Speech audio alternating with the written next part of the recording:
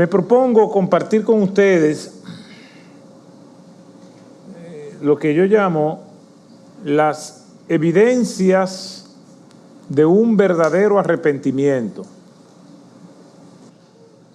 Y voy a trabajar un texto junto con ustedes que en otras ocasiones yo he también compartido de este texto. De hecho, estuve en una iglesia la semana pasada donde prediqué de este mismo texto, pero el texto es tan rico que tiene más aplicaciones todavía. Y es a partir del primer sermón del apóstol Pedro, cuando vino el Espíritu Santo y fue derramado en el día del Pentecostés.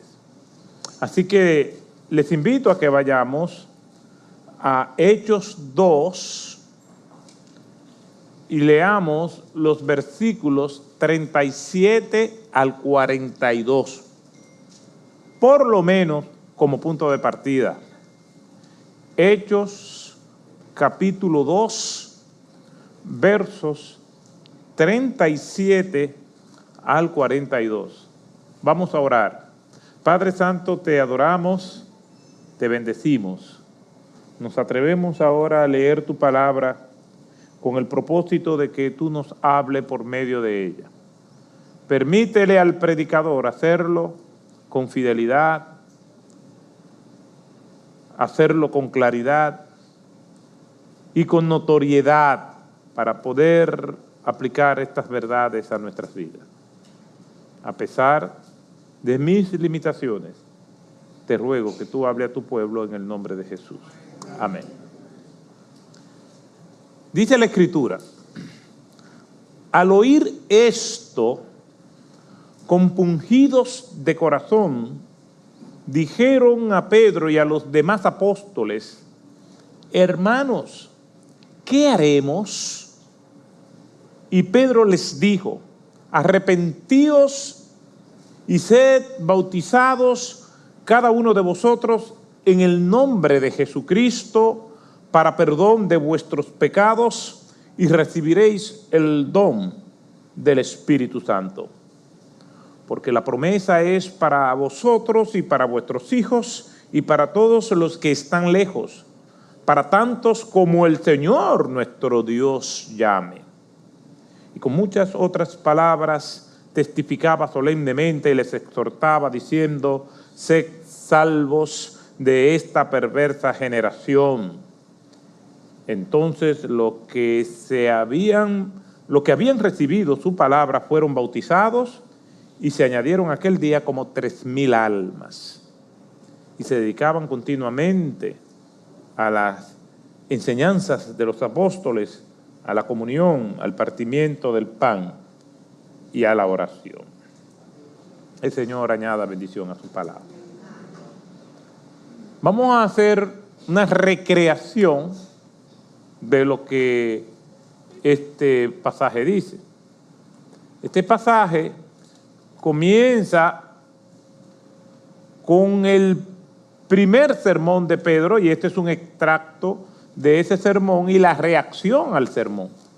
Y comienza en el versículo 14, donde Pedro inicia su exposición.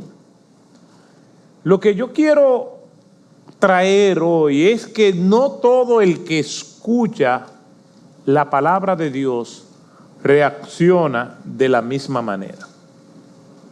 Personas que no son cristianas tratan de ser indiferentes, reaccionan con hostilidad, otros con simpatía. Note que no dije empatía, sino con simpatía. La diferencia es abismal.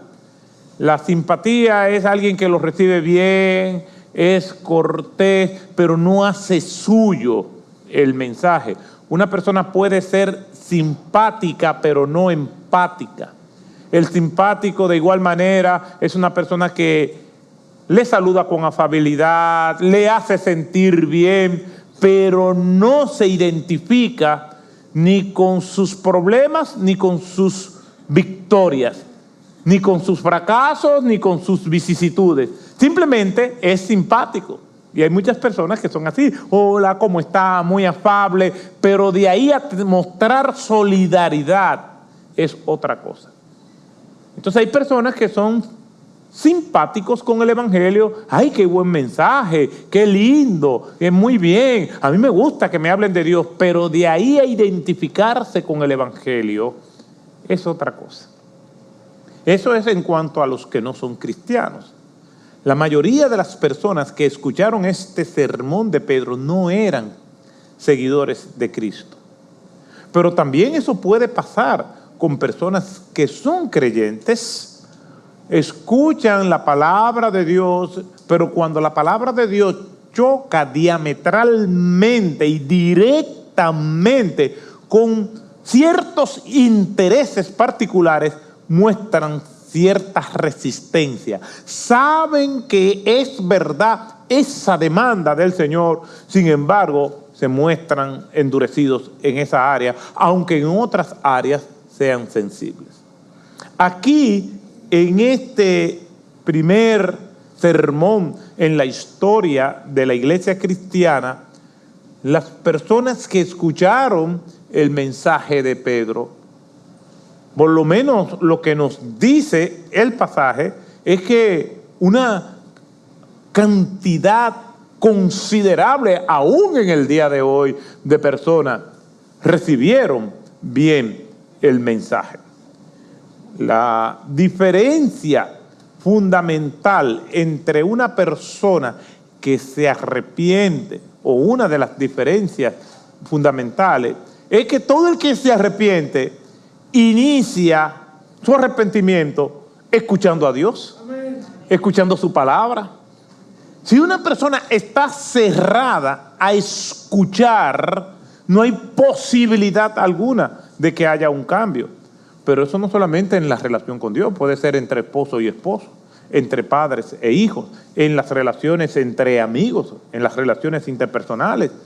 Si hay una situación que causa un cisma, que divide, que aleja, y una de las partes está cerrada al diálogo, no hay posibilidad de un acuerdo. Si dos países están en conflictos y se cerró el diálogo diplomático, no hay posibilidad de un conflicto. El estar dispuesto a escuchar es fundamental, pero escuchar para comprender, como siempre digo, no escuchar para responder. Todos los seres humanos tenemos la tendencia de escuchar, pero es elaborando el discurso de respuesta que nosotros vamos a darle al otro. Sobre todo cuando lo que el otro está diciendo entendemos que es algo que nos afecta o que puede interpretarse como una acusación o queja. Entonces, es fundamental que una persona, para proceder al arrepentimiento y restaurar su relación con Dios en el caso de un creyente, o comenzar una relación con Dios, es fundamental que la persona escuche de manera empática, no buscando argumentos, no buscando justificaciones o entrando en complicidad consigo mismo. Es necesario que la persona escuche. Y obviamente eso iniciará y va a evidenciarse en cambios en la vida de la persona. Una persona no puede decir que se arrepintió y sigue haciendo lo mismo. Tiene que haber un cambio. Entonces, de eso es que yo quisiera que nosotros comenzáramos a reflexionar en esta mañana. Las evidencias que son notables, que muestra una persona arrepentida. Y vamos a estar hablando de que es una persona que tiene que estar dispuesta a escuchar. El arrepentimiento verdadero comienza con una persona abierta a escuchar. Hay otras características como el cambiar de dirección, una característica visible. Podemos decir, sí, esa persona está abierta al Evangelio, está abierta a la palabra de Dios porque escucha, pero cuando esa persona expresa su arrepentimiento, es evidente porque dio un giro. Y ese es uno de los términos que vamos a estar viendo, que arrepentimiento es como un giro en U, es un cambio de dirección. Una tercera evidencia de arrepentimiento es un cambio de actitud. Una persona puede tener un cambio visible y hacer cosas correctas sin haber cambiado su actitud. Y eso es común. Hay personas que dicen, sí, mira, te pido perdón por lo que hice, pero lo está haciendo por inteligencia emocional, porque sabe que eso es correcto y lo hace, pero probablemente en su interior esa persona no ha cambiado. Pero el verdadero arrepentimiento tiene que ver con un cambio de dirección, lo que se ve, y un cambio de actitud, lo que no se ve. Franqueado por dos características esenciales en adición a estas que hemos visto, como es el dolor y la vergüenza. Una característica de una persona verdaderamente arrepentida es que le duele haber ofendido a Dios. Amén. Le duele haber desobedecido a Dios. Y si la ofensa a Dios involucra a un humano, le duele haber ofendido también a ese humano. Y hago la diferencia porque hay ofensas a Dios que no necesariamente ofenden a un humano. Por ejemplo, una persona puede ser calladamente orgullosa y no ofender a nadie por su orgullo, pero sí ofende a Dios. De hecho, nosotros confundimos la afabilidad con humildad. Hay personas que son muy afables, hola, ¿cómo está? Te saludan, son extremadamente amables y nosotros creemos que son humildes. Y siempre digo que podemos hacer incluso actos de humildad y no ser humildes. Es que eso es complejo. Yo puedo venir aquí y delante de todos ponerme a limpiar, digamos, calcular cuándo es que viene la gente para que me vean y ponerme a limpiar. Porque el humilde no busca público, el orgulloso sí. Y yo calculo a la hora que ustedes llegan, a tal hora tiene que... No limpio antes, porque si comienzo a limpiar antes de tiempo, es posible que termine y nadie me vea. Entonces yo calculo, y entonces cuando llegan, ay, mira el pastor, qué humilde, míralo recogiendo. Ay, pastor, pero ¿por qué esto no? Déjeme eso, ustedes saben que esto es lo mío. Yo no lo hago para que la gente me vea, oye. Pero yo calculé que la gente... Y ese acto de humildad se ve tan lindo, pero yo me siento orgulloso por mi humildad. Ahora, le voy a decir algo, hermanos. Eso yo lo digo, pero no es competencia de nosotros juzgar quién lo es y quién no es. Porque eso, el único que ve el corazón es Dios, para que no vayan a mirar mal al hermano que está limpiando y decirle, mira, quien lo ve es un orgulloso. No, lo que quiero decir, de lo que somos capaces nosotros. Entonces tiene que haber en el arrepentimiento un dolor por haber ofendido a Dios, aunque no hayamos ofendido al humano. Y lo otro es la vergüenza que debe producir el pecado, aunque ningún humano vea eso como vergonzoso. La vergüenza es ante Dios. Me da vergüenza ante Dios. Me ha pasado en situaciones donde yo he pecado, no un pecado que me descalifique como pastor, pero sí un pecado que ofende a Dios.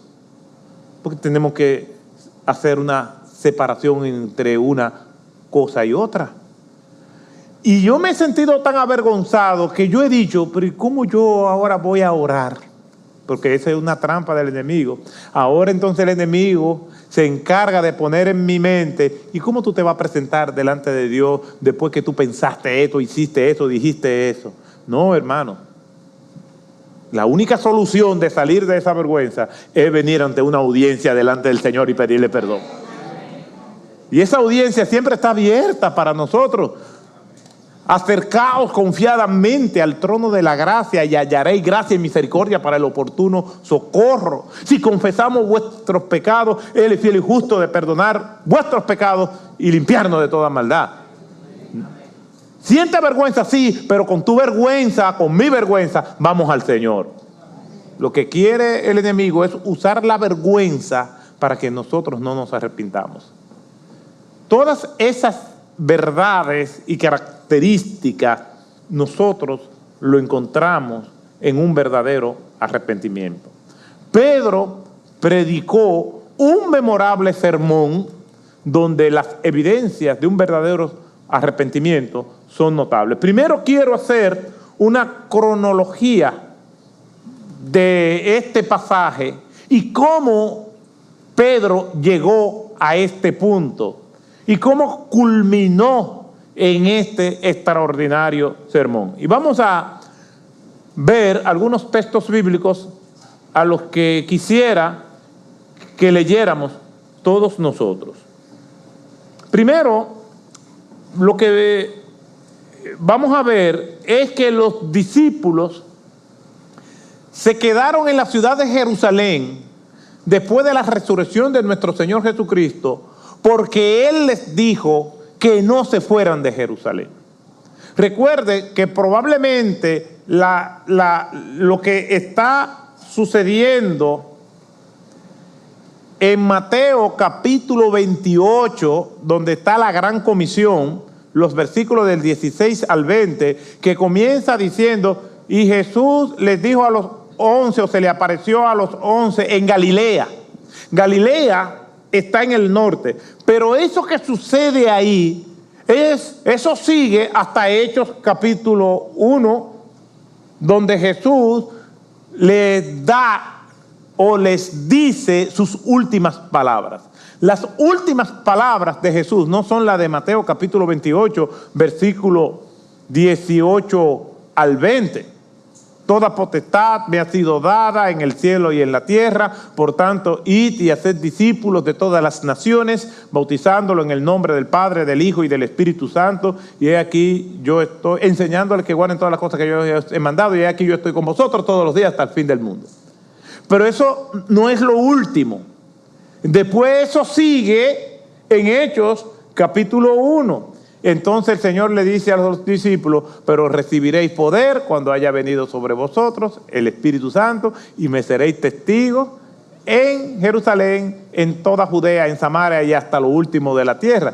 Y ahí es cuando Jesús asciende al cielo y los discípulos se quedan mirándolos y los ángeles dicen, ¿qué hacéis mirando al cielo? Ese mismo que habéis visto que se va, así mismo volverá.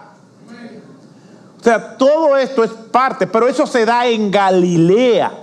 Y ahí le dice el Señor a sus discípulos que vuelvan a Jerusalén, que está en el sur, Galilea está en el norte, y vuelvan a Jerusalén y esperen la llegada del Espíritu Santo. Miren lo que dice Lucas 24, 49. Y he aquí yo enviaré sobre vosotros la promesa de mi Padre. ¿Cuál es la promesa de mi Padre? El Espíritu Santo. Pero vosotros permaneced en la ciudad hasta que seáis investidos con poder de lo alto. Ahí no dice que es Jerusalén, pero miren lo que dice más adelante en Hechos capítulo 1, verso 4. Y reuniéndolos les mandó que no salieran de Jerusalén sino que esperaran la promesa del Padre, la cual les dijo, oísteis de mí. Entonces dice el versículo 12 hasta el versículo 14 del mismo capítulo 1 de Hechos lo siguiente. Entonces regresaron a Jerusalén desde el monte llamado de los Olivos, que está cerca de Jerusalén, camino de un día de reposo. Cuando hubieron entrado en la ciudad, subieron al aposento alto, donde estaban hospedados Pedro, Juan, Jacobo y Andrés, Felipe y Tomás, Bartolomé y Mateo, Jacobo, hijo de Alfeo, Simón el celote y Judas, hijo de Jacobo. ¿Cuántos son? 11. Judas ya no estaba. Todos estaban unánimes, entregados de continuo a la oración, juntos con las mujeres y con María, la madre de Jesús, y con los hermanos de él, que dicho sea de paso, fueron hostiles, los hermanos de Jesús fueron hostiles al ministerio de Cristo, pero ya aquí, en este momento, ya ellos sí estaban siguiendo al Señor. No sabemos en qué momento fue su conversión, pero sí ya se había efectuado.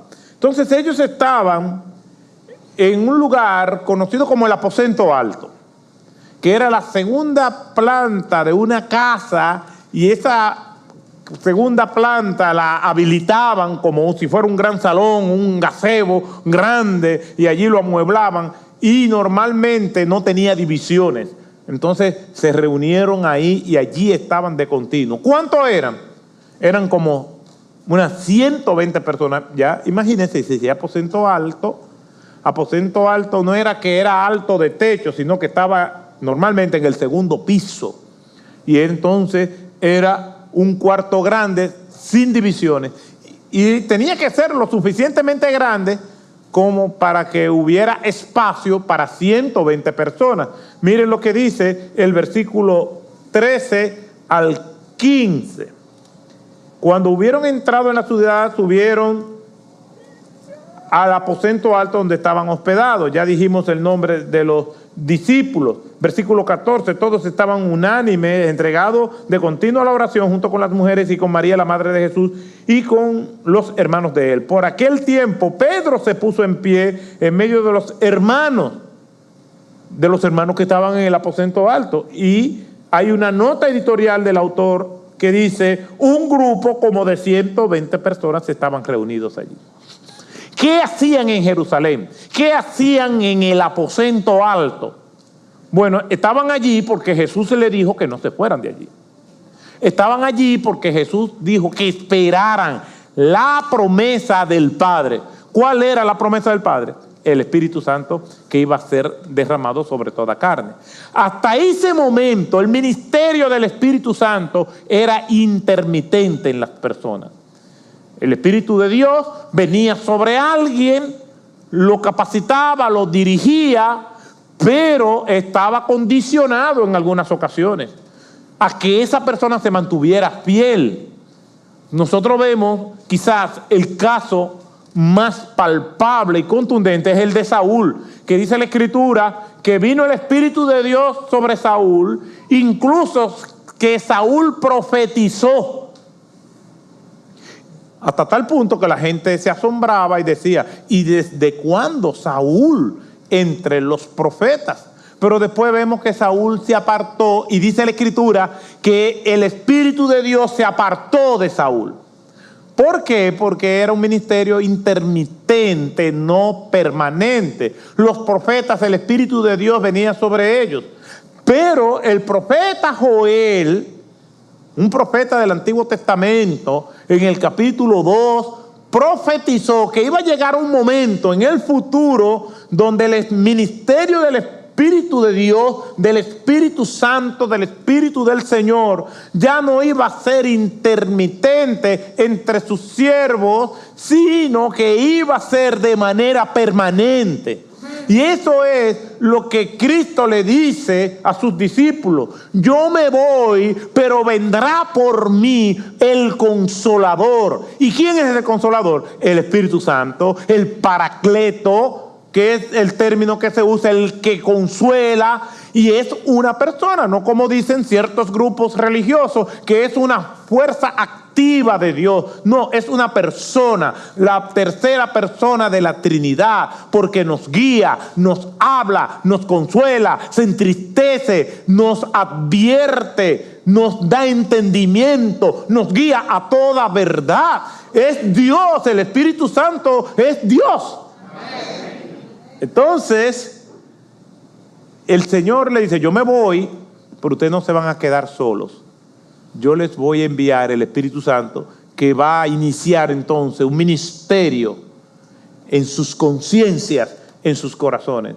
Él le va a guiar a toda verdad. Y todo aquel que tiene a Cristo tiene el Espíritu Santo. Y es la diferencia fundamental entre alguien que ya se ha arrepentido y a la persona que no se ha arrepentido. En que el que es un convertido y el que no es convertido. ¿Cuál es? Que tiene el Espíritu Santo. Entonces, de eso se trata este pasaje.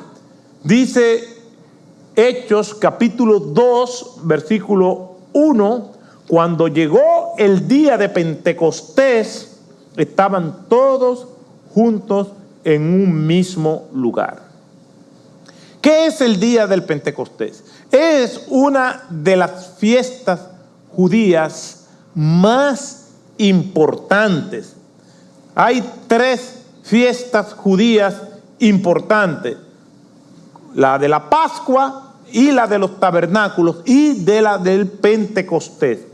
Pentecostés tiene distintos nombres en el Antiguo Testamento. Se le llama en Éxodo 23:16 fiesta de la siega. En Éxodo 34:22 se le llama fiesta de las semanas. Y en Números 28:26 se le llama día de las primicias. Se celebraba al término de la cosecha de la cebada, cuando comenzaba entonces la de trigo. Mire lo que dice Levítico 23, versículos 15 y 16. Y contaréis desde el día que sigue al día de reposo 7 semanas. Contaréis 50 días, entonces ofreceréis el nuevo grano a Jehová. Quiere decir que Pentecostés lo que significa son 50. Después de esa última fiesta de la cebada, entonces se contaban 50 días y entonces era el día del Pentecostés. Por eso es que se calcula los siguientes días. Jesús, desde su resurrección hasta su ascensión, ¿cuántos días pasaron? 40 días. Porque dice la Escritura que durante 40 días se les apareció y les instruyó. Pero, si se cuentan esos 40 días y el día del Pentecostés, cuando vino el Espíritu Santo, es al día número 50, entonces, ¿por cuántos días entonces cuántos días hay entre la ascensión y el día de Pentecostés? 10 días. Por eso es que se calcula y se dice que 40 días, porque lo dice la Escritura, pero se infiere que entre la ascensión y la llegada de la promesa del Espíritu Santo son 10 días por la alusión al Pentecostés. Entonces, dice la Escritura que fue ese día de Pentecostés que vino el derramamiento del Espíritu Santo. Una nota curiosa, y es que ese Espíritu Santo viene sobre esas 120 personas que están ahí en el aposento alto. Pero eran los únicos discípulos de Jesús. Recuerden que Jesús no se le apareció a nadie que no fuera sus discípulos. Y primero a los Corintios, capítulo 15, dice que se le apareció a 500 de esos discípulos a la vez, pero aquí no había 500 personas. La inferencia que yo hago, no lo dice el texto, es que estos 120 eran los líderes, las personas más próximas al Señor, y que esas eran las personas que de alguna manera u otra iban a tener la responsabilidad de seguir el ministerio de Cristo, cada uno en lo que Dios le había llamado. Pero eso es una inferencia, no es que el texto lo dice. Entonces, ese día de Pentecostés que estaban reunidos allí, y ese día, al cumplirse el día número 50, viene el Espíritu Santo, y es lo que sucede en Hechos 2, del 1 al 4. Cuando llegó el día de Pentecostés, estaban todos juntos en un mismo lugar. De repente vino del cielo un ruido como el de una ráfaga de viento impetuoso. El viento que sonaba ayer y que nosotros lo escuchábamos, que lo que vimos en pisos altos, vemos ese viento como ruge. Aquí dice como si fuera un espíritu, como que habla. Ese ruido del viento, aquí dice de repente vino del cielo un ruido como de una ráfaga de viento impetuoso que llenó toda la casa donde estaban sentados. Y se les aparecieron lenguas como de fuego que repartiéndose se posaron sobre cada uno de ellos. Se posaron. Todos fueron llenos del Espíritu Santo y comenzaron a hablar en otras lenguas según el Espíritu les daba habilidad para expresarse. Eso sucedió el día del Pentecostés. ¿Por qué sucedió eso el día de Pentecostés? La esencia de este pasaje, cuando nos preguntan cuál es el argumento o la idea central de un texto, la respuesta es todas como las que el autor quiere o quiso que tenga. Aquí nosotros vemos en este pasaje, obviamente la idea central es la promesa cumplida del Espíritu Santo derramado sobre toda carne. Esa es la idea central. Podemos poner otras verdades o ideas secundarias como la proclamación del Evangelio de parte de Pedro y el arrepentimiento de todas estas personas. Pero este acontecimiento es extraordinario porque es el cumplimiento de una promesa que anhelaban. Es la forma en cómo el Señor sigue su ministerio entre ellos por medio del Espíritu Santo. Esto es extraordinario lo que está sucediendo aquí. Lamentablemente, muchos tratan el texto y le dan importancia al hablar en lenguas, cuando esa no es la idea central, eso no es lo primordial. Lo primordial es que ellos duraron 10 días sin la presencia del Señor, dependiendo de una promesa. Y al cabo de esos 10 días vino la presencia del Señor para no irse jamás. Fíjense que Cristo vino físicamente y se fue, pero vino por medio de un Espíritu Santo para no irse jamás. Eso es extraordinario. Y aquí está la belleza que estremece y nos deleita delante de Dios. Y está con nosotros todos los días hasta el fin del mundo, sellado con el Espíritu Santo de la promesa, en un ministerio que en todo momento está ahí franqueado con nosotros, a nuestro lado. Aun cuando pecamos y estamos desobedeciendo y estamos pensando cosas abominables y estamos haciendo cosas que no le agradan, aún ahí está el Espíritu Santo del Señor, exponiendo al Espíritu Santo del Señor a esos hechos vergonzosos. Si pensáramos más en eso, fuéramos más santos e íntegros delante de Dios. Lo cierto es que el Espíritu Santo de Dios llegó y el cumplimiento de esa promesa se dio. Ahora, ellos están gozosos, ellos se están deleitando, ellos están felices por lo que está aconteciendo, pero recuerden que se estaba celebrando una fiesta nacional, el día del Pentecostés, y era una fiesta donde todos los judíos varones de más de 12 años que tuvieran las posibilidades económicas y la salud iban de todas partes del mundo antiguo y se reunían en esa fiesta. Quiere decir que ahí había un grupo de judíos de distintas naciones, incluso que eran bilingües.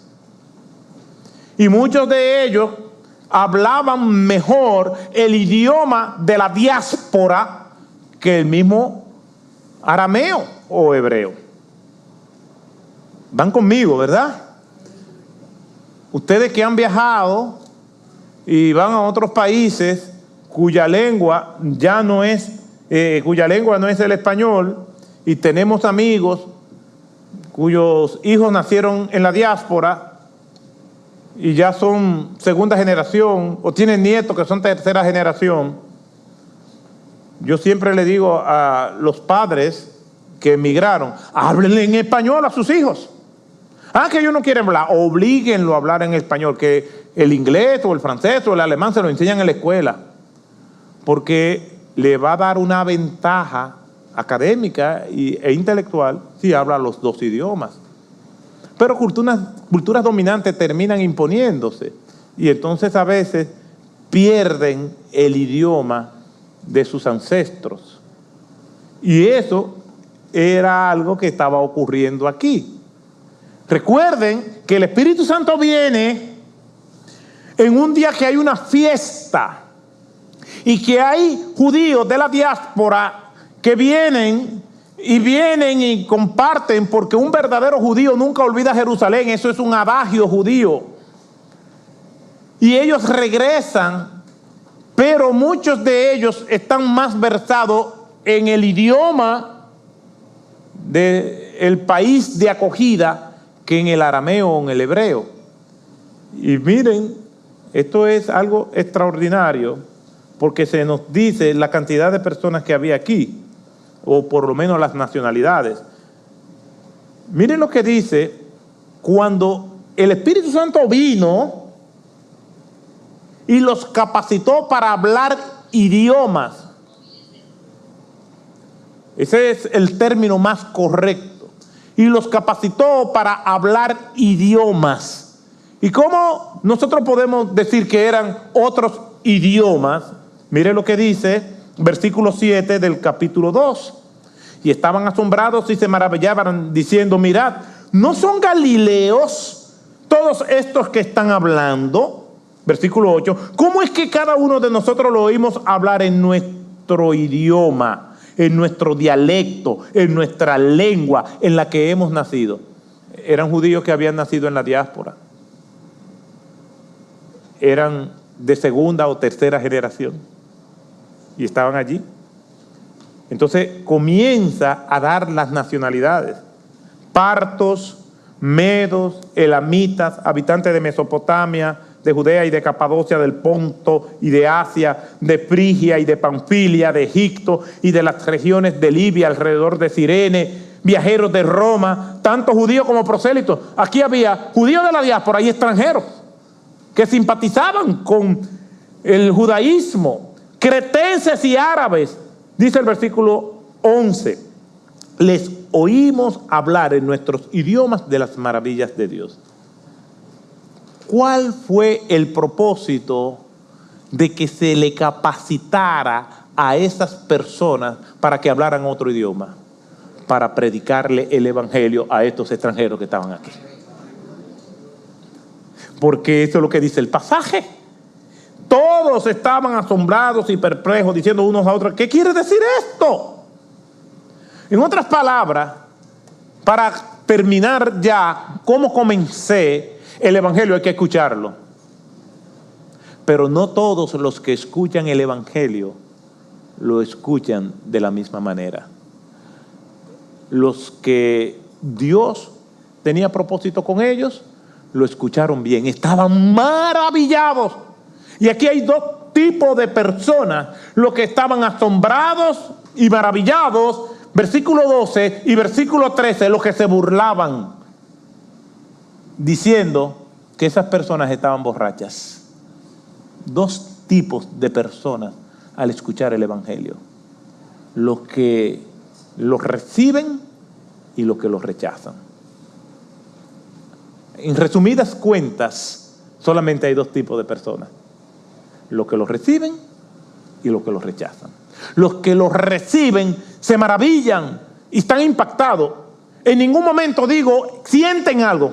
No, se maravillan, lo entienden, porque ellos lo entendieron. Pero se maravillaban porque ellos decían, esta gente no habla mi idioma. Sin embargo, me están hablando en mi idioma. ¡Qué maravilla! Fue un milagro. Fue algo que se produjo por el poder de Dios. Pero el poder de Dios no residía en los discípulos, sino en el Espíritu Santo que lo estaba capacitando. Como hoy en día cualquier persona que reacciona al Evangelio no es por el poder del predicador, sino por el Espíritu Santo que hace lo mismo y lo sigue haciendo. Pero hay dos tipos de personas: los que oyen y escuchan y los que oyen y se burlan. Los que oyen y lo posponen. Los que oyen y son hostiles. Los que oyen y se tornan indiferentes. Los que oyen y olvidan. Solamente hay dos tipos de personas: el que oye y recibe y el resto. ¿De qué lado estás tú? Solamente hay dos opciones. Por eso siempre digo que el Evangelio se acepta o se rechaza. ¿El Señor Jesucristo se ama o se rechaza? No hay más opciones. Todo lo que no sea recibir el Evangelio, todo lo que no sea obedecer, todo lo que no sea amar y entregarse, es rechazo. Aunque usemos palabras adornadas, es rechazo. Por eso, esta gente, y lo vamos a seguir viendo, escucharon el Evangelio y fueron impactados por esa verdad del Evangelio. Lo escucharon que eran pecadores, escucharon que necesitaban urgentemente arrepentirse, y como 3,000 almas vinieron al Señor ese día. Porque el Evangelio, para producir un arrepentimiento, primero hay que escucharlo, hay que oírlo y recibirlo. Y la Biblia nos enseña que todos somos pecadores y la única manera de poder reconciliarnos con el Señor es arrepintiéndonos de nuestros pecados. Si aquí hay alguien que todavía no ha recibido ese Evangelio, este mensaje es para usted. Si alguien me escucha o me ve en el salón o en los salones de circuitos cerrados, o nos ve por medio de la transmisión que hacemos, el llamado es el mismo: venga el Señor Jesucristo ahora.